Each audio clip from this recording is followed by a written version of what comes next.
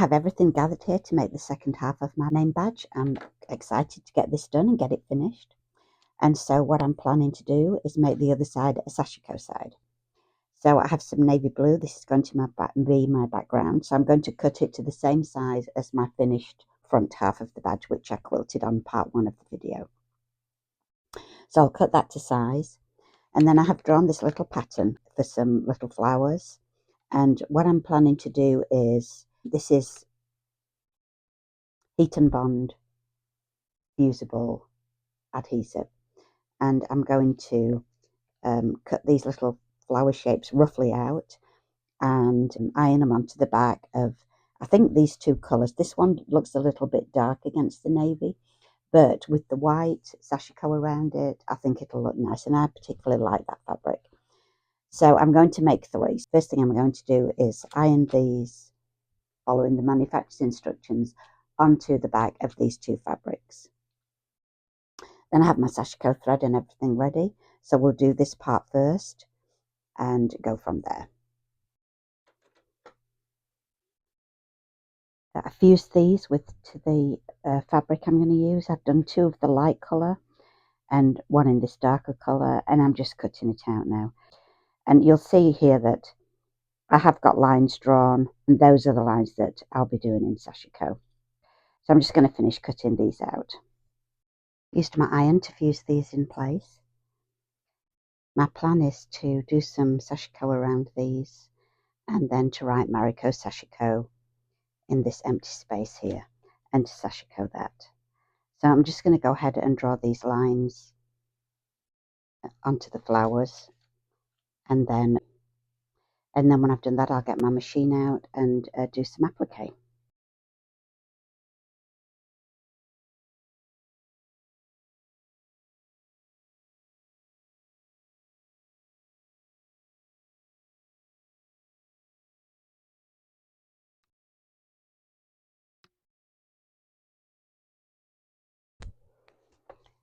I'm just going to do some applique on these now, some machine applique. I'm going to do the blue first. I've already threaded my machine up, and I have a thread that matches the pale blue. And then I'll switch out the thread and I'll do the dark one. For this one, I've also put the pale blue on the underneath, but I could have used navy blue on the underneath. It really doesn't make a difference, as long as you're matching one or the other. I have to put this on the applique stitch. If you haven't done applique before on the machine, the best thing would be just to go and get some fabric and just fuse a square onto your fabric and just try machining around it, and just see where you need to put the needle in and how it feels and what you do when you turn a corner. It's really easy, but you don't want to practice on the best thing that you're doing. You want to just practice on a scrap first, and your life will be a whole lot easier. So this stitch that I'm doing is kind of like a blanket stitch almost. I use that or I use zigzag sometimes, but I like this one for Sashiko.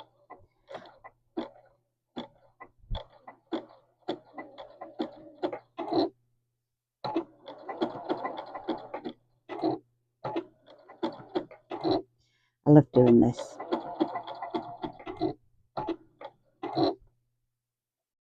I'm going to take my time, just go round as I need to. Sometimes you just have to stop and adjust.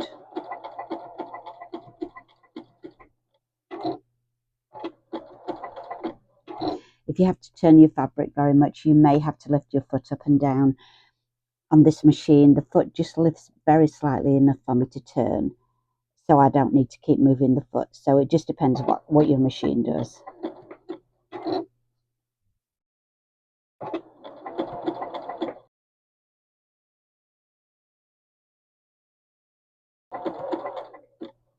So I'll just finish these up and I'll show you what they look like when they're done. I finished doing the applique, machine applique around these now. Let's see if I can give you a close-up where you can see that better. This applique stitch around the edge that kind of looks like a blanket stitch. I'm not sure how well you can see that. Because I've done matching colours, it doesn't show up very well, but I did just put some white under my machine and just sew an example of the stitch along here so that you can kind of see what I mean.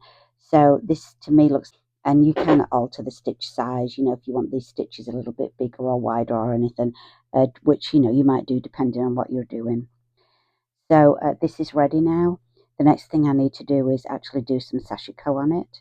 I think you can agree that just these white flower shapes don't look that great, do they, by themselves? But we'll put some Sashiko on and it'll make a difference. So I'm going to go ahead and do that now. I'm going to start the Sashiko now. I want to put some leaves on these, so I've just kind of hand drawn in some leaf shapes, and we'll see how they work out. And then also I'm going to write Mariko Sashiko at the top in this blank space, and I have used my ceramic pencil to mark that in. So I'm going to go ahead and do some Sashiko now. I'm just going to use this white thread.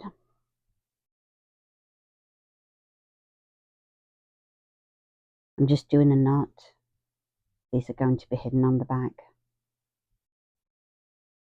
My Sashiko thimble. The first thing I'm going to do is go around the outline and these markings that I've put down on the petals. I'm going to go just on the outside of the flower.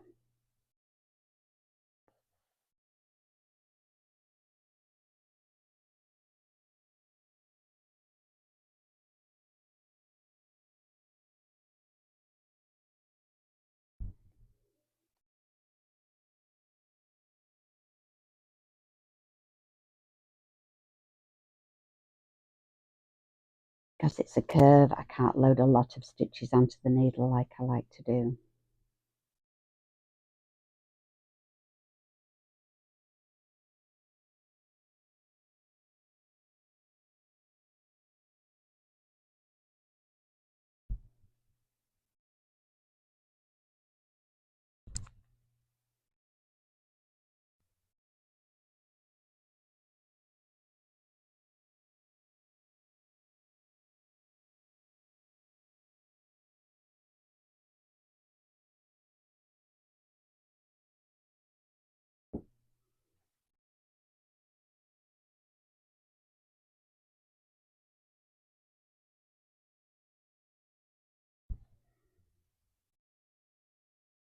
When I get to this point, I'm going to go down this line. It looks very faint, I know, so I'm not sure that you'll actually be able to see it, but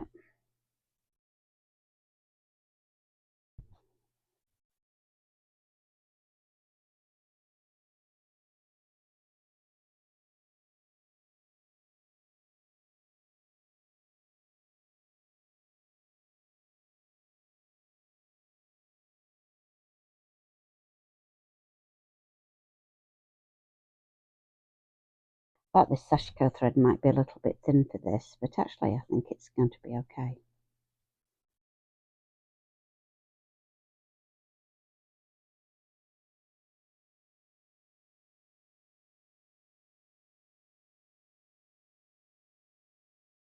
And while I'm down here, I'm just going to go around this little circle I've made in the centre.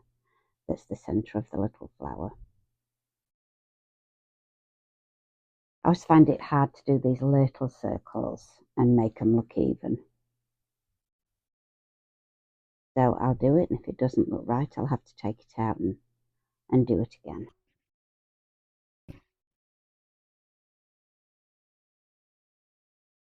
And I'm just doing this one stitch at a time because it's such a tight little spot. Definitely wouldn't work to do more than one stitch here.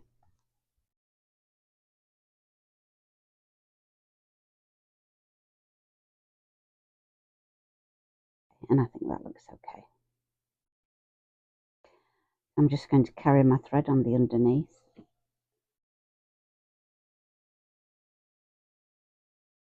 Across to this point here where my next petal starts. And then I'm going to go back up to the outside of the flower.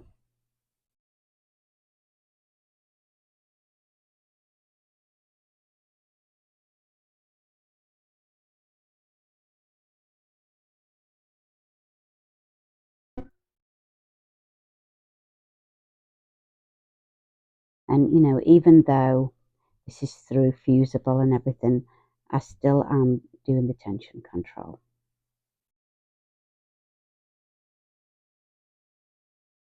I'm going to finish that off evenly with my other flower.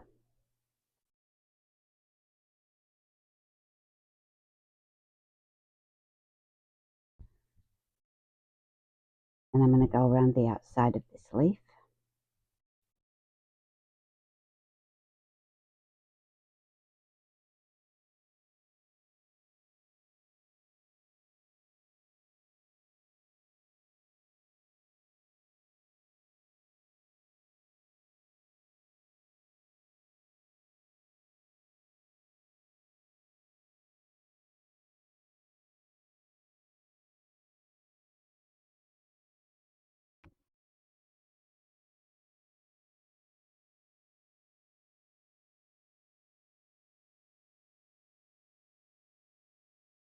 So I think you get the idea, and I'm just going to go around, carry on doing that.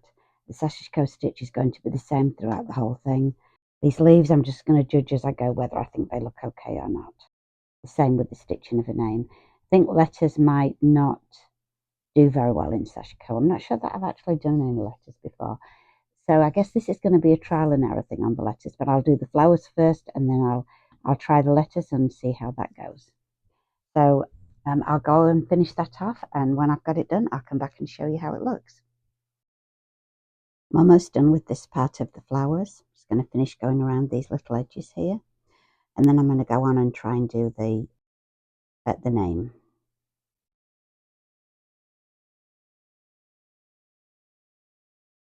So I thought I'd just show you how I was getting on. So I think you can see that the Sashiko really enhances the design. It makes all the difference to that just plain looking piece of odd shaped fabric that I pressed on here. And now when I put this stitching on, it really shows. And I did wonder if this white would be enough on the pale blue, if it would show up enough. But I think it does. I think it looks fine.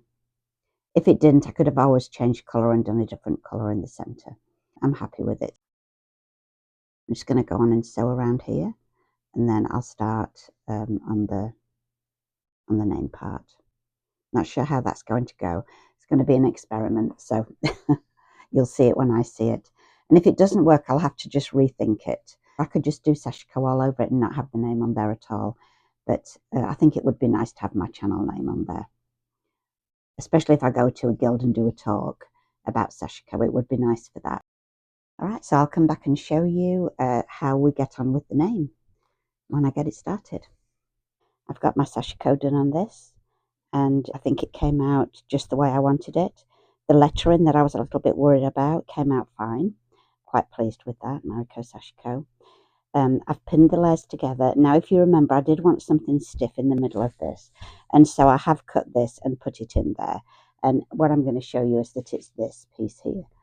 So I'm not actually sure what you would call this, but it looks kind of like linen, canvasy kind of a finish. And I don't know if you can tell on camera, but it's really very stiff, but it is fabric. So that means I'll be able to sew through it to put my binding on. And so that's what made me use that above a piece of cardboard. And the reason I want this in there is because when I'm wearing this, I don't want the edges to kind of flop over. I want it to stay a stiff shape. On this, I have my Sashiko. Then I've put the stiffening there. It's not iron on or anything like that, but the sewing, and when I put the binding on, that'll hold it in place. So that's why I've just got pins in there at the moment holding everything together. Then there's the batting layer, and that's quilted to the other side of the badge that I showed you on the previous video. And the next thing that I'm going to do is make a binding. So I think you can probably see I've got some fabric laying over here. This is what I'm going to use for the binding. I've already cut the 2¼ inch strip. One length with the fabric will be plenty because this is such a small project, so I don't have to join anything in it or anything. I'm going to take this to the iron in a minute, and I'm going to fold it exactly in half and just press it. And then I'll come back and sew this on just the same as a quilt binding. I chose this colour because I think the blue goes pretty well with both sides. It's actually the same colour as that one flower there, so I think that'll be fine. I'm going to show you how to make a lanyard. Once you've got your badge completed, you'll want a lanyard. So I'm actually going to use a lanyard on mine that I've already got, but I'm going to show you how to make one so that you have the choice to make it if you want to. So I've got this strip of fabric. I cut it 2¼ inches wide, and it's about 34 inches long. So if you want to make yours slightly narrower or longer or shorter, just adjust it as you want to. And the easiest way to get the length, and what I did, is I just hung a tape measure around my neck and looked at the point where I wanted the badge to, the name badge to sit. And that was the length I made my lanyard. So once I'd got the strip cut 2¼ by 34, I pressed it down the center, and then I pressed the edges in to the center, and then folded that in half and pressed it like that, and that makes the right width for the lanyard. And I'm just going to sew down the edge, and at the ends I want those to be folded in, so I did press in a little point, so that when I folded that in, it was already tucked in and would leave a nice fairly neat edge.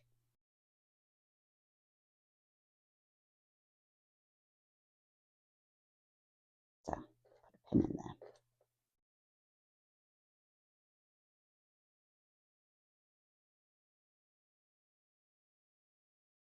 And then all the way along the length, if you want to, you could just hold it together and sew it, but you could also just put pins occasionally down the length just to hold it fairly well in place. Because you've pressed this already, it's probably going to stay where you want it to stay to sew anyway. So I'm just going to turn my sewing machine on, and I'm going to sew a narrow edge down there.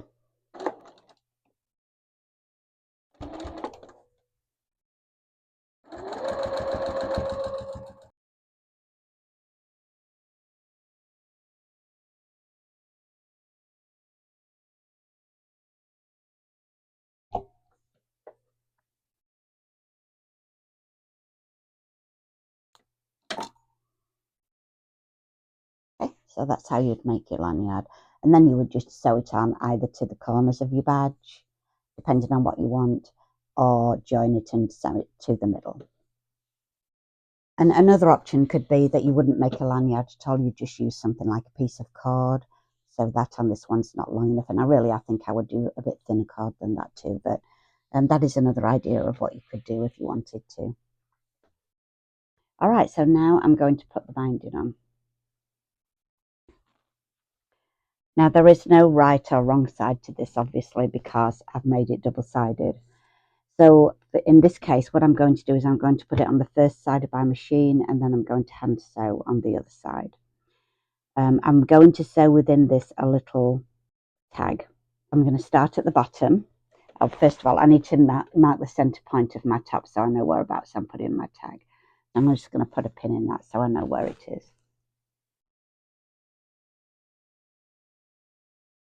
All right.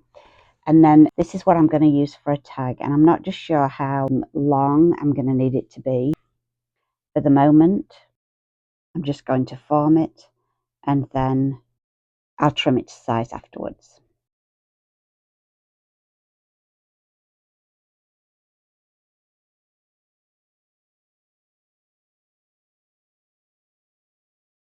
So what I'm planning to do is, as I sew the binding on, I'm going to sew that right in the center like that.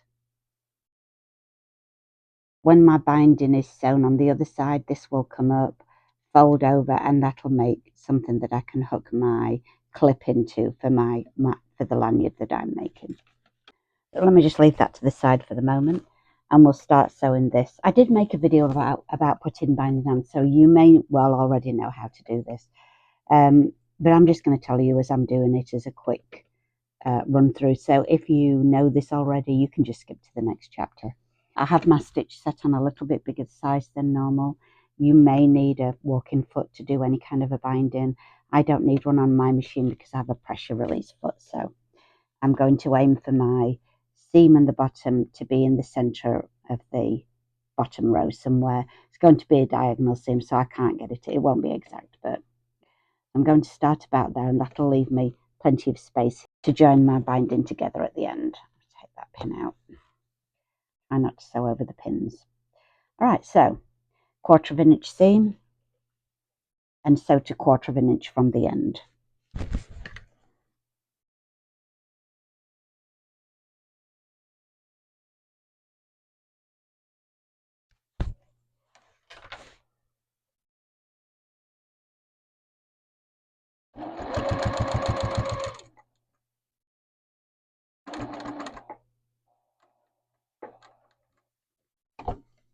turn and sew into the corner point and finish off.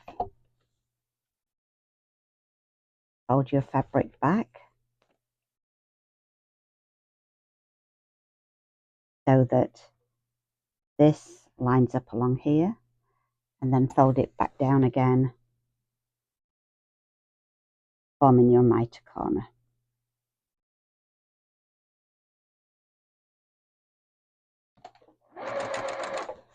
And just put it back under there and sew down this side, again 1/4 inch from the edge.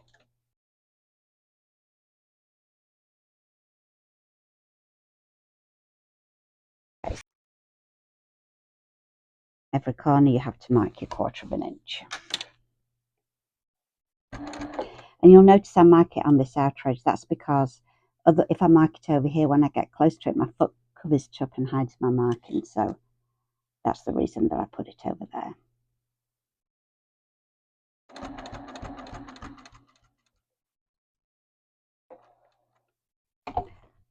And again into the point of the corner.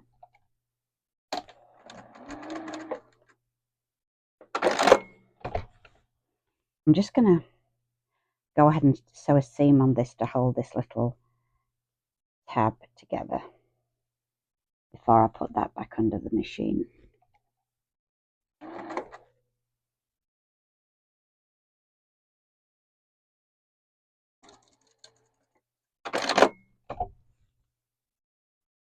Now I don't need to worry about the rough edges on here because they're going to be inside. I'm just going to put that centered where my pin is, and I'll just put a pin there just to hold it in place. Let's go back to making this corner just the same as the first one. Fold it out, make a straight line along here, fold it back in,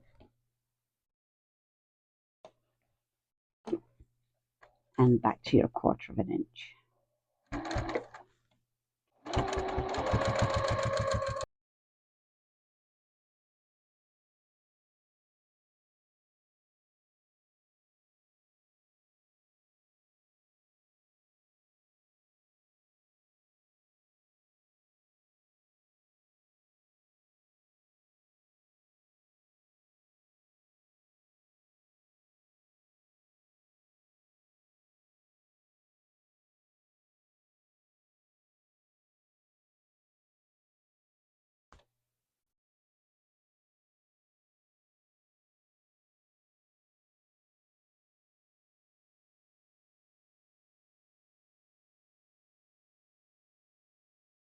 Now I don't have as much room to work with on this folded seam as I do on some. Let's cut that about there. What I want here is a 2 1/4 inch overlap, but I don't want it to go too close to the end. And I think that should be okay. So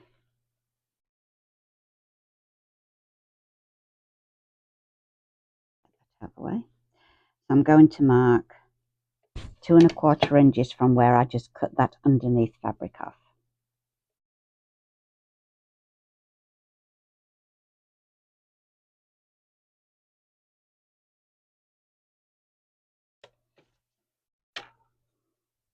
And then I'm going to cut it at that point.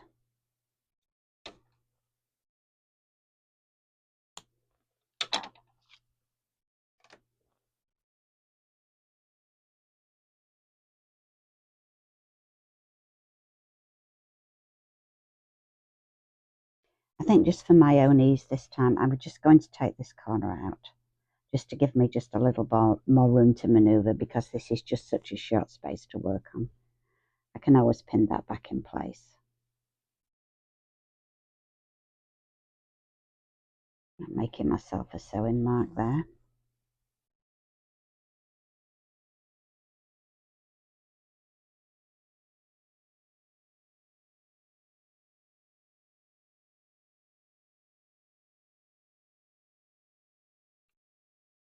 Fold that one under that one.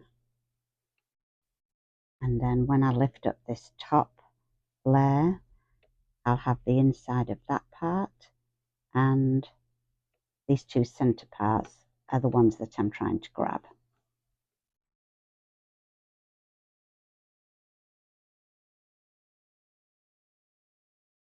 And I'm just pinning those together.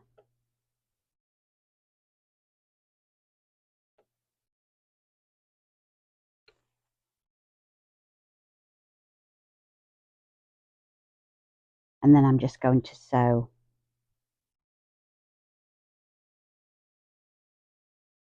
on the folded line that I made, that I marked for sewing on.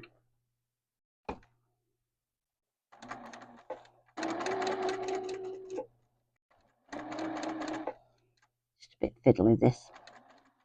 When you do a ton of binding on a big quilt, it's not this difficult. You've got more space to work with.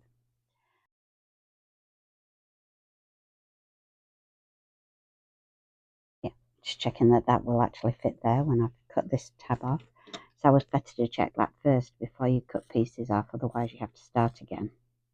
And I'm going to press that seam open, just finger press.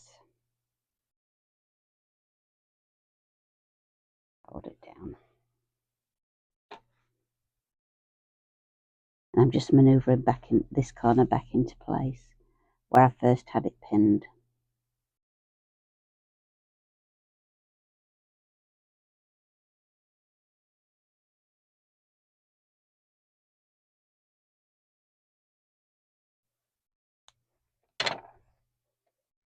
Now I'm going to turn it over and I'm going to pin it in place on this side.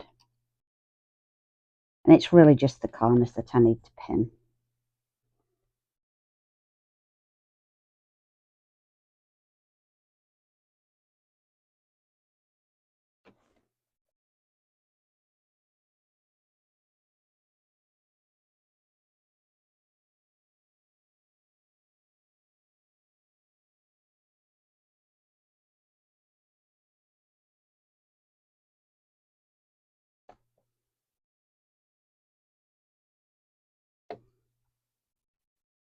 If you can get the corners pinned right, then the rest of it just falls into place.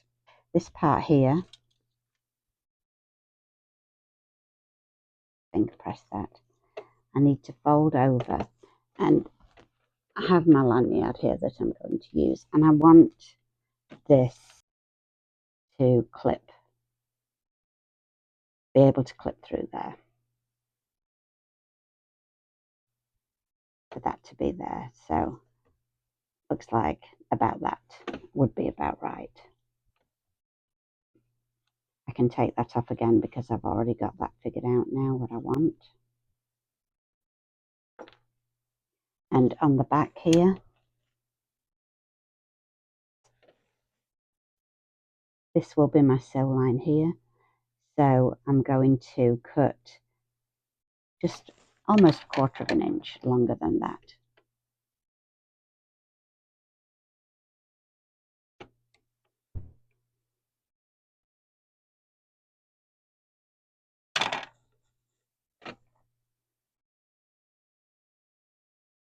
And then that's going to just tuck under there. And as I sew the back down, that will be sewn in there with it. And so that's what it'll look like. Of course, when I sew this properly, I will pin that in place properly so it gets under there the way it should be. All I have to do now is hand sew the binding in place. Get a needle and thread.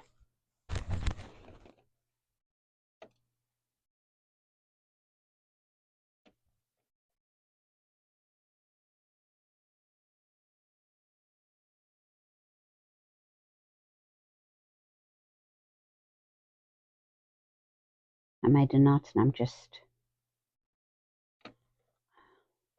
burying it inside there. So if you can see, there is a stitching line. I know it's navy blue, so it's a bit harder to see, but that's going to be my guide of where I'm going to stitch. So every time I put my needle in, I'm going to go slightly under that stitch and then come up in the fold.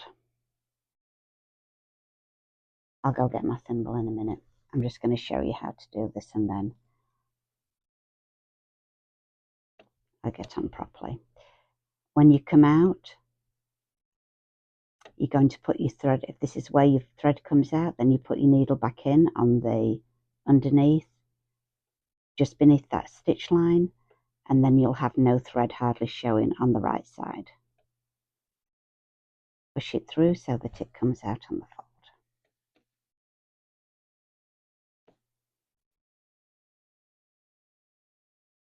And I'm just going to carry this all the way around. It's small, it won't take me very long. Now when I get to this part, I may just put here, before I sew this tab, I'm actually just going to put a couple of stitches. It'll be a little bit awkward, but I'm just going to put a couple of stitches inside there, and it'll just hold that in place, and it'll be easy for me then to sew it down. And I'll be sewing it higher up than the sew line, so it'll be, I'm going to sew it about there. So, but when I get to this part, I'll be sewing the binding on exactly the same as all the rest of it. It will be just a little bit more awkward because I'm going underneath, but it's such a small space. I'll just fiddle around with it and it'll be fine. Okay, so I'm going to go and finish that, and then I'll come back and show you it. My badge is finished now. This is the lanyard that I have. It already has a clip in the top, and I did put this little tag to fasten it from. Done the binding and hand finished it, and on the other side it looks like that with the binding around it, so I'm pretty pleased with that. One thing that I thought was much more difficult than I expected it to be, just to warn you if you try this, was sewing this tab on. It was just because of the awkwardness of trying to, you know, sew something up there inside the binding when you've got cloth layering over the top. A much easier way probably would just be to make the binding and actually just sew it on with a sewing machine. And I can do this method if you're really prepared to just mess around a lot. And you could use anything for this, a little piece of bias binding, a little piece of ribbon. And another option would be just to make like a buttonhole kind of effect, and just clip your little clippy directly into that if you wanted to do something like this. Another way that I saw people wearing lanyards, and this is the lanyard that I used for demonstration purposes, was to just sew it to the end. So it would be attached at the edges like that, and then still hang around your neck. And, you know, that's a good look too. That looked fine. And I mentioned that I had badges to put on, and I do. But there is a problem with this because this is my little sewing machine badge, and I thought that would look great on there. But the way that these are fastened is with this kind of ugly looking clip. So, which I can't even actually pull it off right now. But anyway, so I'll just talk about it. So, you know, if I press that through and put the clip on the back, then you can have this ugly stud thing showing on the other side. And so I don't know if that's going to work. I may have to look around for something else, but that's the kind of thing that I was planning to put on there. Or maybe some other way of, this one is a little tape measure, I could put that on there too, but this was the one that I really wanted on, and then the AQS, and it fastens in the same way. So if you were just making a one-sided badge, it wouldn't be a problem. The problem with this is because I'm using the other side as well. What I really needed, I think, was something more like this, where I could have just laid it on and sewn through the little hole, and it would have been, but unfortunately an anchor's not very appropriate. And then on the other side, on the Mariko Sashiko side, I'm searching for something, and what I want is, I have an idea what I want because I have some little corgi earrings. You know, Mariko, my little corgi, that's who my channel is named for, and so I think a corgi would be appropriate for this side. And that's just an example of the type of thing I'm trying to find, because she is a tricolour. Seems to be lots of brown corgi, or red corgi, I think is the right name, little emblems and things, but not so many for the black and white. But I'm definitely going to search and see if I can find something. I suppose if all else fails, I could just sacrifice a pair of earrings and sew that little icon on there. And I may end up doing that. So I'll have to show you the finished results with our little pins on there. On the first video, I showed you how to make the pattern for the quarter-edged starbers, which is actually from like a Dresden Plate pattern. And I did say that I would go ahead and make a block up. So if you remember, we drew the circle, folded it to make the shape, and those are going to be the petals. I did 1/4 of an inch all the way around them. And then I also cut a 12.5-inch square out of white for the background. I sewed the petal along the top edge and folded it back to make that shape. So for this, I made 16 of them and put them in a circle around. I'm just going to show you how I'm going to do the center. So on the when I made my name badge, I just folded the edge in. But because this is going to full circle, I'm going to do it a little bit different. And I want the circle to have a nice neat edge. So I've drawn my actual circle size onto the cloth. And then I've doubled that, because what I'm going to do is I'm going to sew on my seam line.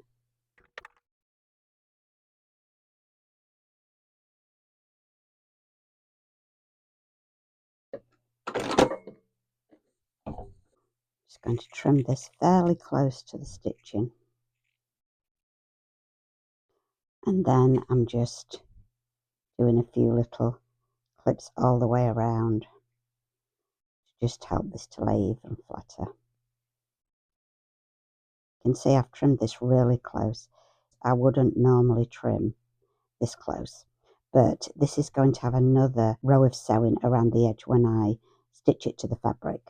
But the best thing about this here is that now you kind of pull these apart a little bit, and in this back, be careful not to cut through both sides, but in this back you can just cut a little slit and feel where my other one is. There we go. And maybe make it a little bit bigger than that.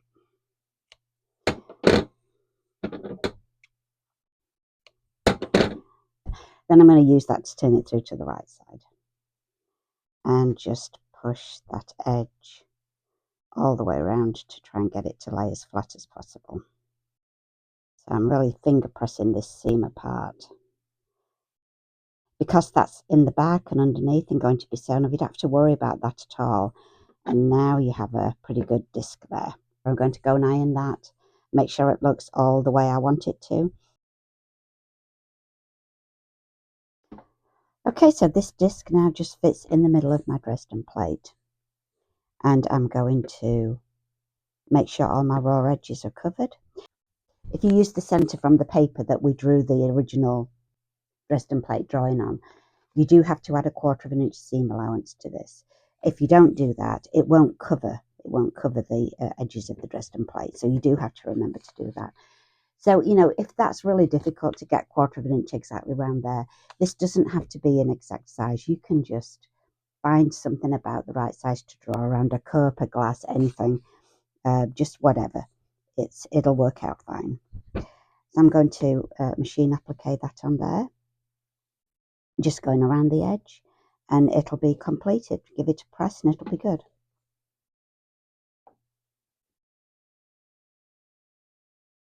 I hope you can see that.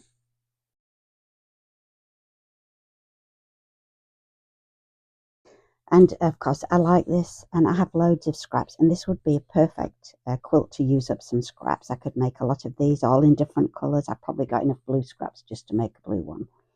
The background's 12.5, so it'll be easy to work out the size. So I hope you'll try this.